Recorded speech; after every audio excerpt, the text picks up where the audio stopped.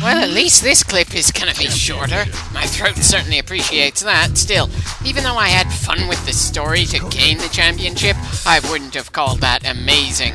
Especially with the four-way brawl out of nowhere when a good amount of it was built up to a one-on-one encounter. As a side note, it looks like if we changed The Rock's outfit, he wouldn't keep holding the belt for some reason. A bit odd, but considering how they included some extra wrestlers as alternate costumes of someone else, it's kinda understandable.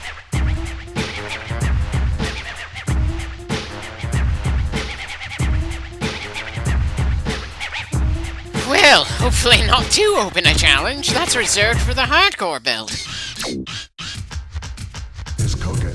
You know, for some reason I was expecting someone like Rikishi to show up, not Dean Malenko.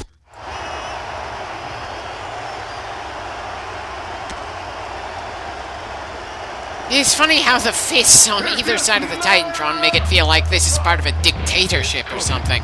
Seriously, that looks like the kind of symbol you'd expect to see in a generic villain organization. Just another sign of how edgy the Attitude Era was. I certainly doubt that the current era of wrestling would ever pull that kind of image, since they're trying so hard to be more kid-friendly, while back in the Attitude Era, they were aimed primarily at teenagers. Granted, the late 80s were also kid-friendly, but left a good amount of stuff that the adults in the audience would enjoy as well. Enough of the groaning about wrestling from around the time when I gave up on watching the WWE. Let's get into the action here. I kinda wish I could feel some measure of satisfaction taking on Dean Malenko, since he pulled some bullshit to prevent us from getting the light heavyweight title earlier in this playthrough. And good God, it felt like we got tased far too early in this match, considering how early in it we are. But with so many belts in this game to try to gain, how arbitrary the difficulty is from match to match, and how some of the booking decisions in this game just don't seem to care about what they try to build up from one match to the next, it's kind of getting harder for me to feel all that invested in what we're doing in here as a whole. I'm still planning on doing all the footage I recorded for this game, but nostalgia is only taking me so far. Especially since a decent amount of the nostalgia I have for this game in particular is the fun I had with other people back when I was growing up. People who are, for numerous differing reasons, not available. Now let's pull this conversation to some other topic before I give myself depression going down that particular part of memory lane.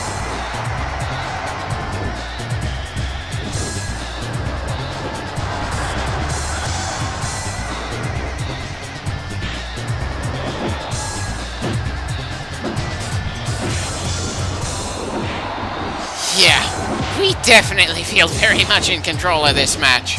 Not too much of a surprise considering the part of this storyline we're at. Though, just as I started saying that, Malenko started doing a comeback, so I suppose that it's a nice reminder that I shouldn't get too cocky around here. But then, cocky probably isn't the right word to use right now. It would be more accurate to say complacent, especially since I don't really feel anything for this particular fight. And unlike something like Street Fighter, where people can stop fighting after a set number of strikes, the matches in wrestling games tend to go for a good deal longer even than the shorter matches, and that can result in it being harder to keep yourself in the zone. Seriously, it's one thing to be able to keep yourself highly attentive and all that for a 90-second match. It's another for a 2 to 12-minute match that might have the flimsiest of justifications for it. It certainly makes me respect wrestling commentators more, considering they have to keep on trying to keep things engaging for, at times, nothing matches that even the live crowd wants nothing to do with. It doesn't change the fact that some commentators over the years just never won me over, and others absolutely needed the right people next to them in order to have any kind of interesting back and forth. Seriously, Jerry the King Lawler might be a classic commentator, but without Jim Ross next to him, he doesn't seem to click that well for me. Whereas Bobby the Brain Heenan could feel damn good no matter who he was beside.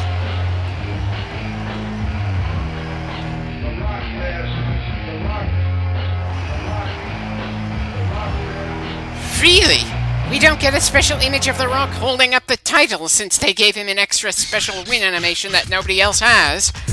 I'm not even really sure why I feel cheated by that. It's not even that especially a big deal. But, ugh, you gotta be kidding me.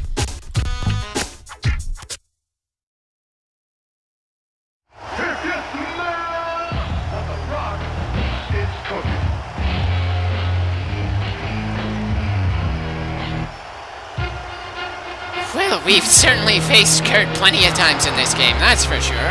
He's shown up at least once for all but the women's belt at this point. Yeesh.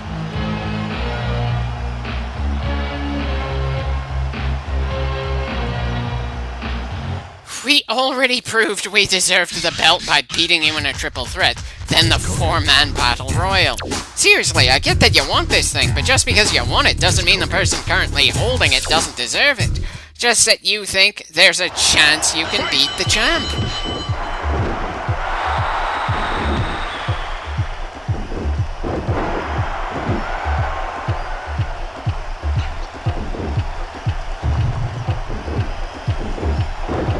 Whatever he was going for there sure as hell didn't get a chance to land.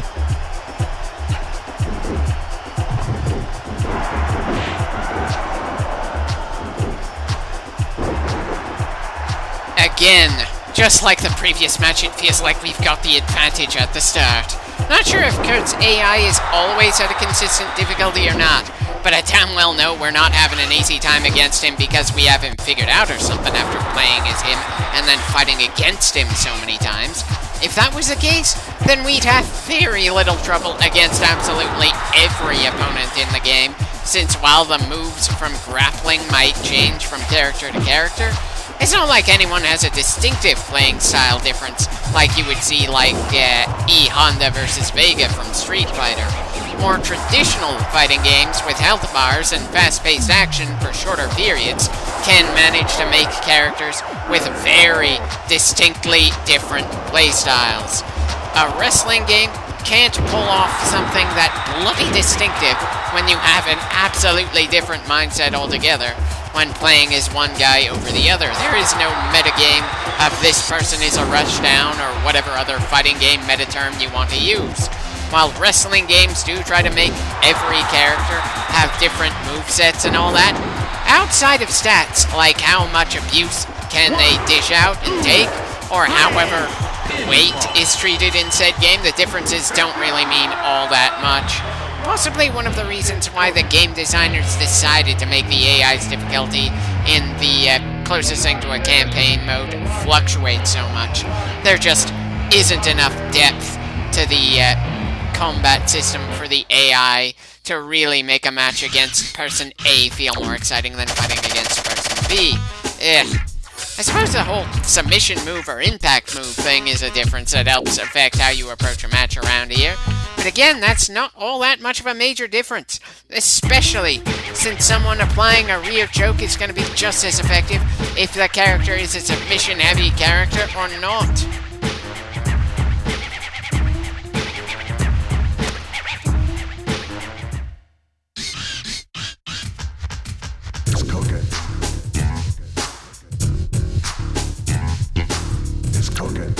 Sorry, but I just don't see Val Venus as Intercontinental Championship material. His name was literally a stripper/porn name, and I have no idea why he didn't change it when he was part of the group Right to Censor. Granted, he wasn't bad in the ring, but he was never treated as a major star in his own right as far as I know, and I think the biggest factor of that was just the name he was assigned.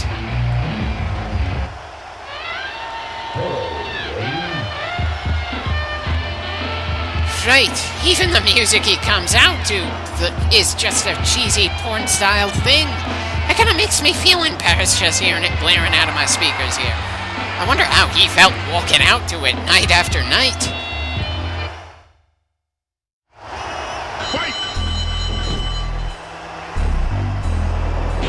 So is there going to be anything special about this match, or is it going to be another standard one-on-one affair like everything else in this clip? Because it doesn't feel like we're building to anything, but then none of the belts in this game we've done so far really seem to build to any especially major moments. And that sort of writing didn't start coming until later wrestling games. My interest in some of those matches had to do with things from outside of the game itself.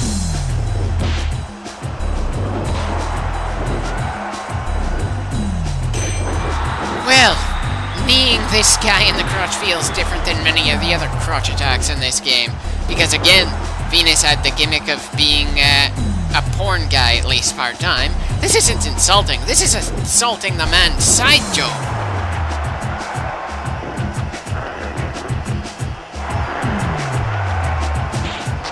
I keep asking at random points, but why the hell didn't we get a rope break there when the guy was blatantly touching the ropes?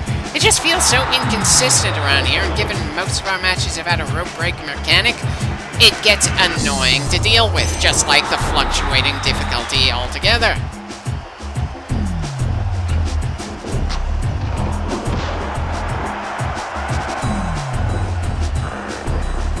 Seriously, his foot is touching the damn thing.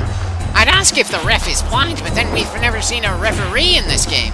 The only ones in the ring are the competitors, and I've got to admit, in some matches it's easy to end up forgetting that the referee exists as the wrestlers put on a show, and it's probably easier to program than to just not have them physically there, but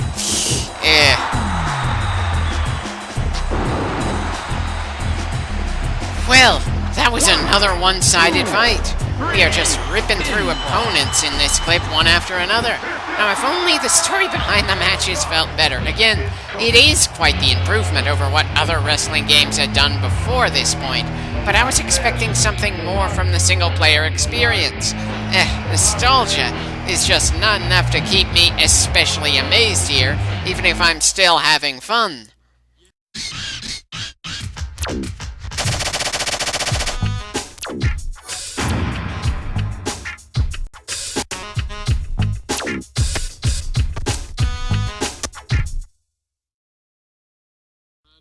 We just beat someone from right to center.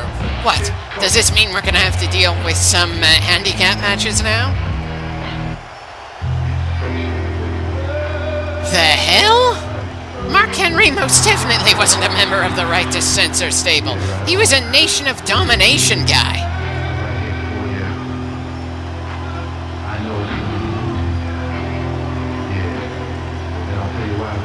Hey, if you want to see the youth damaged, just go into politics, not pro wrestling or other forms of entertainment. Hell, why care about it when you're talking about the Intercontinental title and what we've been doing with it, instead of doing something about the hardcore title, where I wouldn't be surprised if someone is allowed to be slapped across the face with a friggin' dildo.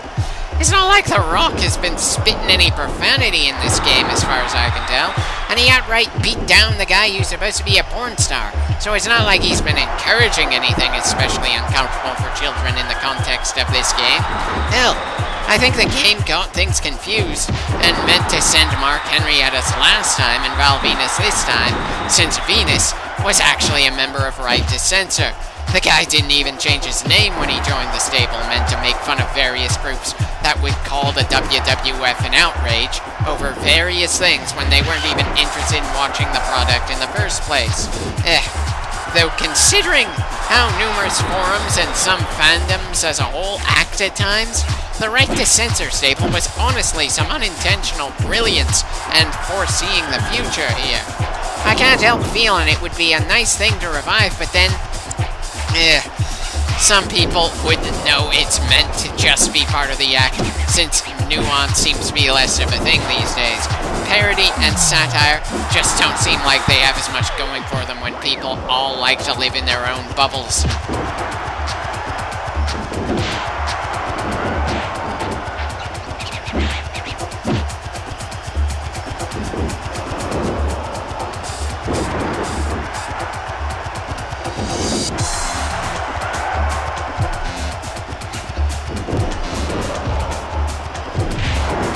I wouldn't say we're having an easy time against him, but it could have been a good deal worse. If anything, it's feeling pretty even with him for longer than anyone else we fought in this clip so far. Though I suppose that's not a hard bar to get over. considering some of the matches we've done so far, at least one of which felt like an outright squash match.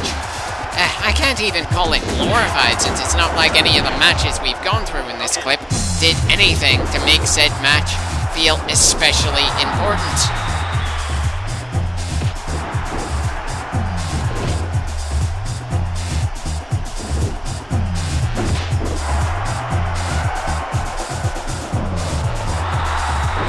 Excuse me for finding it hard to believe that The Rock could just power through Mark Henry trying to do something like that.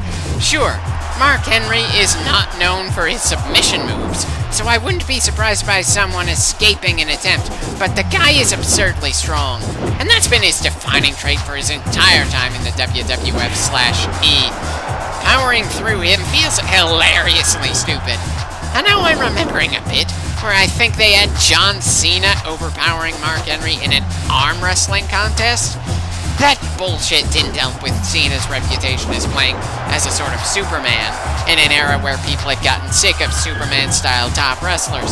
And to top that off, for some reason they kept trying to book him as the underdog at the same time as Superman. How the hell are we ever supposed to believe that Cena was the underdog if he could outmuscle the guy whose main defining trait was his muscles? Sure, I could buy that Stone Cold Steve Austin and The Rock could tear through Mark Henry if given the chance, but that was more due to skill and intensity than raw power. 1, 2, 3, pinfall. And that's yet another win for us in this clip. I think I can comfortably fit one more match into this clip, especially if it's about as long as the previous 4 we've gone through here.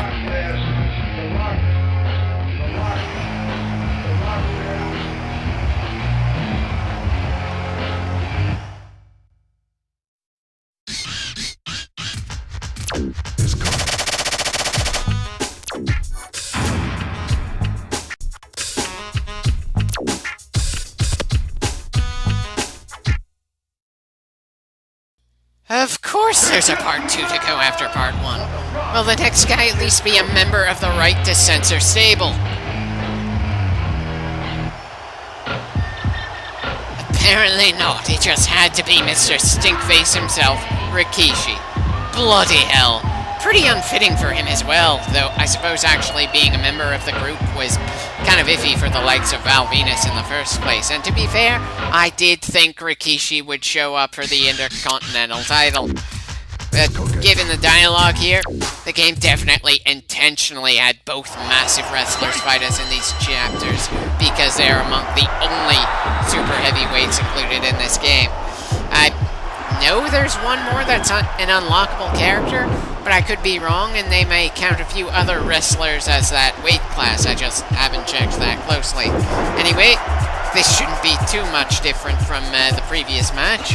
Now, Rikishi was a very good mid-carder and extremely skilled wrestler, but when they tried to give him the main event push, it was a very poorly thought-out idea. Not anything to do with his charisma, but in terms of the story. Seriously, who the hell thought it was a good idea to have him brutally attack Austin out of nowhere, and then say, "I did it for The Rock," to justify it? Hell, The Rock had a bit of a promo just making fun of that bit of stupidity that led nowhere. It just didn't work no matter how you look at it, and was one of those annoying swerves for the sake of a swerve story. I'm vaguely tempted to say Vince Russo probably had a hand in writing it, since it was so bad, but he was busy at the time helping WCW go out of business. Not that I have anything specific against Vince Russo, just that he has a big ego and seemed to think he was better than he actually was a writing wrestling story sort of guy. A fault that a lot of people over the years have had, including actual wrestlers. Yeesh! Good God, that was quite the squash of a super heavyweight. I almost feel guilty considering how fast that match went. Of course, now I'm wondering how the story's going to try to spice things up for the next clip.